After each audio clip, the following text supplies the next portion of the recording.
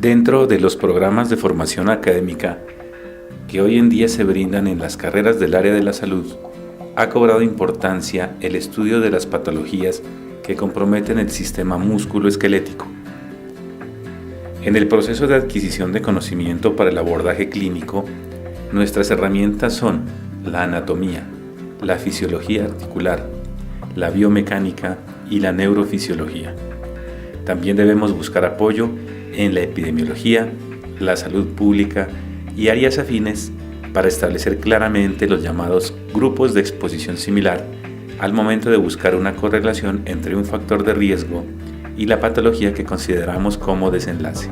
El dominio y la claridad en estos conceptos nos llevará a realizar un diagnóstico específico y asimismo a tomar decisiones desde el punto de vista terapéutico. De igual manera, debemos estar actualizándonos en los tratamientos farmacológicos y no farmacológicos que sean novedosos y tengan menor posibilidad de generar efectos secundarios. Además, no debemos desconocer que interactuamos dentro de un marco normativo, tanto en el cumplimiento de metas en la formación de los nuevos profesionales, como en el desarrollo de actividades para definir cuándo dar por terminado un proceso de rehabilitación. El día de hoy haré una presentación sobre conceptos básicos y necesarios en medicina musculoesquelética. La intención es generar curiosidad entre los participantes de esta reunión y en charlas posteriores podremos desarrollar temas mucho más específicos con respecto a las inquietudes que puedan surgir.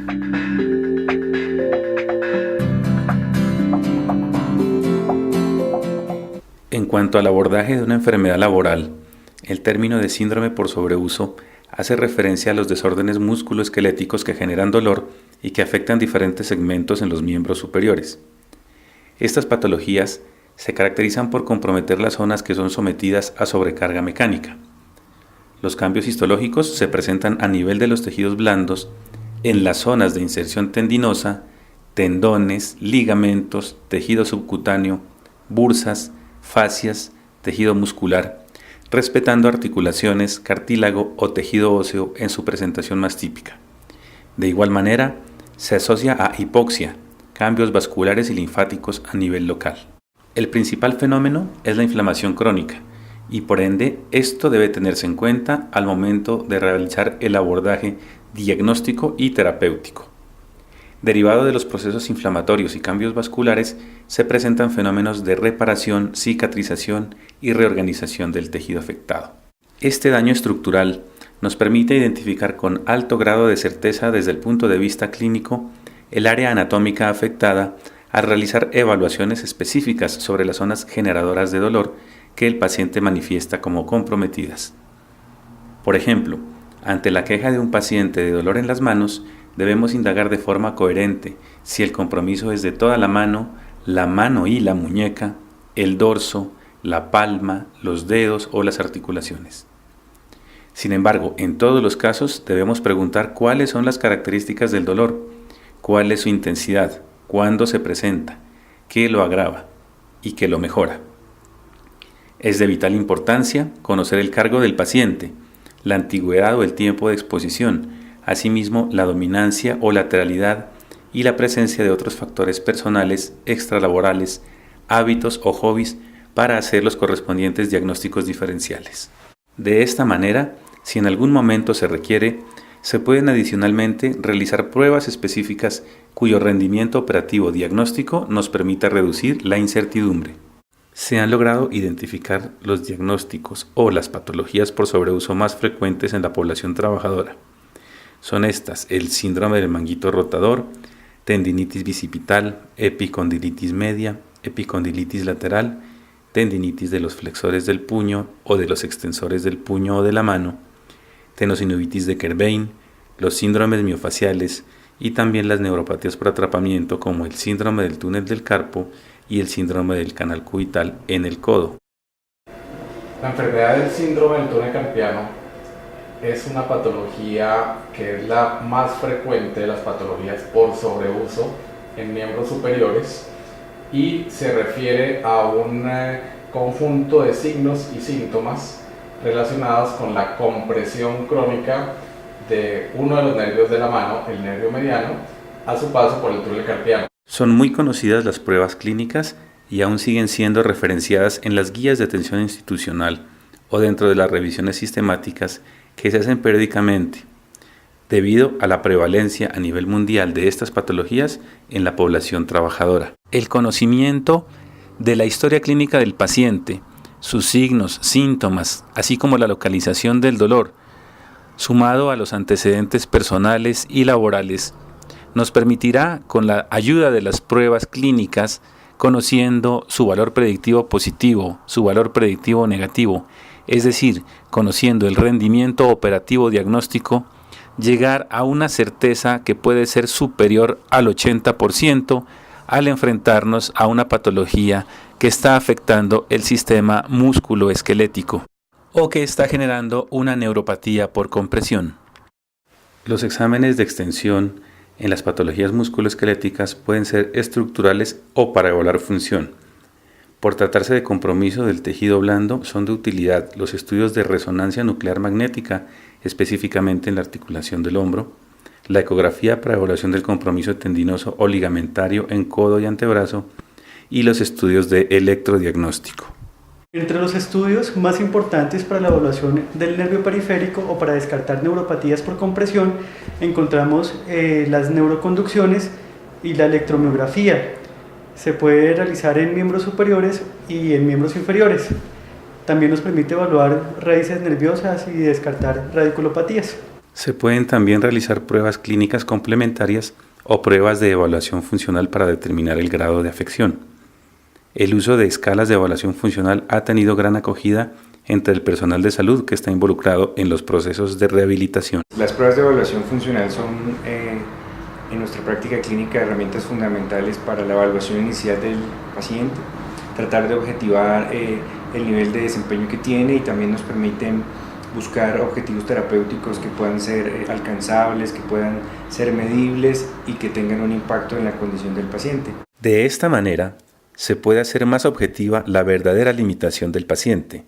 Habrá mayor consistencia al aplicar las pruebas clínicas y ello generará un referente para la evaluación de un tratamiento, ayudará en el seguimiento y también para definir un pronóstico o si el paciente ha logrado lo que llamamos mejoría médica máxima. La mejoría médica máxima es el punto en el cual la condición patológica se estabiliza sustancialmente y es poco probable que cambie, ya sea para mejorar o para empeorar en el próximo año con o sin tratamiento. Incluye todos los tratamientos médicos, quirúrgicos y de rehabilitación integral que se encuentren disponibles para las personas y que sean pertinentes según la condición de salud. La mejoría máxima médica se define como el estado al cual ha llegado una persona después de haber sido sometida a todo su proceso de rehabilitación. No significa que el paciente termine curado totalmente, sin ninguna secuela.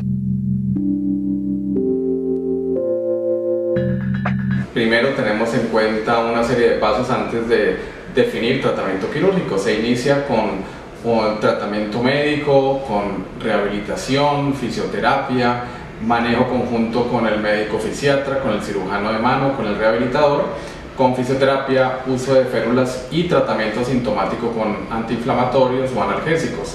Por supuesto, es de vital importancia la restricción de las actividades que están causando el sobreuso de las manos. La cirugía es una alternativa de última instancia y para llegar a ella hay que cumplir muchos requisitos: que no mejore clínicamente, que la electromiografía muestre que haya un empeoramiento, un deterioro o que sea moderado o severo o de acuerdo a la severidad de los síntomas de los pacientes.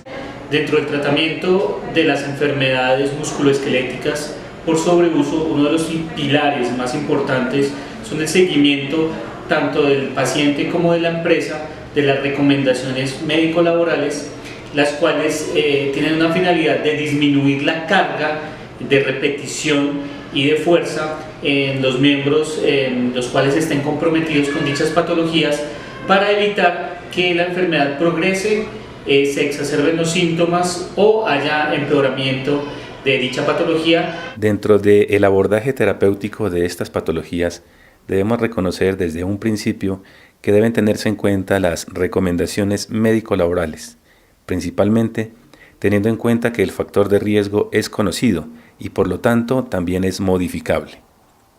De esta manera, las patologías musculoesqueléticas tendrán un buen pronóstico siempre y cuando se intervenga de una forma adecuada. El manejo sintomático está basado en los principios de terapéutica, teniendo en cuenta que estos pacientes presentan un dolor musculoesquelético crónico y en la mayoría de los casos y por ende deben considerarse la presencia de efectos secundarios por el uso prolongado de medicamentos. De igual manera, deben considerarse las guías de tensión disponible ante la necesidad de usar opioides de potencia débil en forma oral. La terapia analgésica tópica tiene evidencia débil, pero ha demostrado su beneficio en algunos pacientes que por algún motivo no tienen indicación de uso de la vía oral. En cuanto a las intervenciones terapéuticas con infiltraciones, han demostrado ser de beneficio para el caso de manejo de las crisis o agudizaciones, pero con un tiempo de acción reducido, ya que los pacientes en su mayoría retornan a actividades o labores habituales con exposición permanente a factor o factores de riesgo que perpetúan la sintomatología. Algunas alternativas terapéuticas, como la proloterapia, en la que se utiliza dextrosa al 50%, la aplicación de toxina botulínica, la terapia neural o la acupuntura, también han tenido resultados positivos en algunos pacientes, pero con una evidencia débil principalmente por el número de pacientes de las muestras en los estudios versus la prevalencia de estas enfermedades en la población trabajadora. Otro tratamiento que está en estudio para aquellos casos refractarios y que no responden bien al manejo convencional es el uso de las ondas de choque radiales. Hoy en día incluso se están evaluando los posibles beneficios para usarlas en el síndrome de túnel del carpo.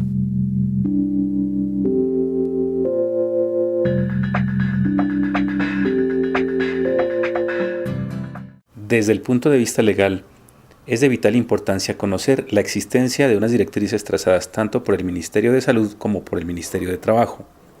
Ello da relevancia a los conceptos del médico fisiatra y a los grupos conformados por medicina laboral, especialistas en salud ocupacional, salud y seguridad en el trabajo, terapia física, terapia ocupacional, psicología, especialistas en ergonomía.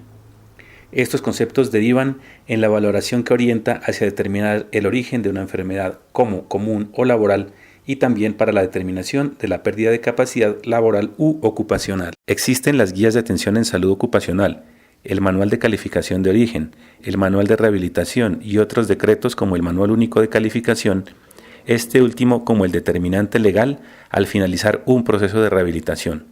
Los contenidos de estas guías o manuales y sus conceptos deben ser tenidos en cuenta y utilizados por aquellos que estamos involucrados en la atención de los pacientes con alguna enfermedad calificada de origen laboral. En este último documento se nos orienta sobre la forma de realizar una evaluación musculoesquelética y neurológica de los pacientes que finalizan su proceso de rehabilitación. Desde el año 2014 nos rige el decreto 1507, conocido como MUSI, o Manual Único de Calificación de la Pérdida de la Capacidad Laboral y Ocupacional. Es un documento técnico al cual nos debemos someter quienes calificamos la pérdida de la capacidad laboral. Enfrentamos retos en el momento de la valoración de nuestros pacientes, como cuando les valoramos la fuerza, la sensibilidad o les preguntamos sobre la intensidad del dolor. Por ese motivo, debemos ser muy prudentes en el momento de consignar nuestras valoraciones en las historias clínicas. Enfrentamos desafíos en el abordaje de pacientes, sobre todo porque buena parte de la materia prima con la cual trabajamos son pruebas subjetivas, ¿no? Cosas que el paciente menciona, como la escala visual análoga o la medición de fuerza, y eso nos puede presentar dificultades a la hora de hacer registros en la historia clínica, porque muchas veces no encontramos correlación entre la sospecha diagnóstica, la historia natural del paciente o la historia referida por el paciente, la historia natural de su enfermedad y los hallazgos al examen físico. Mi intención es que lleguemos a optimizar en el tiempo en el que realizamos nuestras evaluaciones la definición de un diagnóstico, la determinación de un tratamiento o su finalización, aclarar dudas sobre pronóstico funcional y a la vez tener una adecuada relación médico-paciente, llenando las expectativas de los médicos o el personal administrativo de cualquier entidad que remite a un trabajador para que sea evaluado por fisiatría o para generar un concepto por parte de un grupo de rehabilitación. Nuestras ideas deben presentarse de forma clara, concisa y coherente dentro del marco del Sistema General de Seguridad Social en Salud y Riesgos Laborales.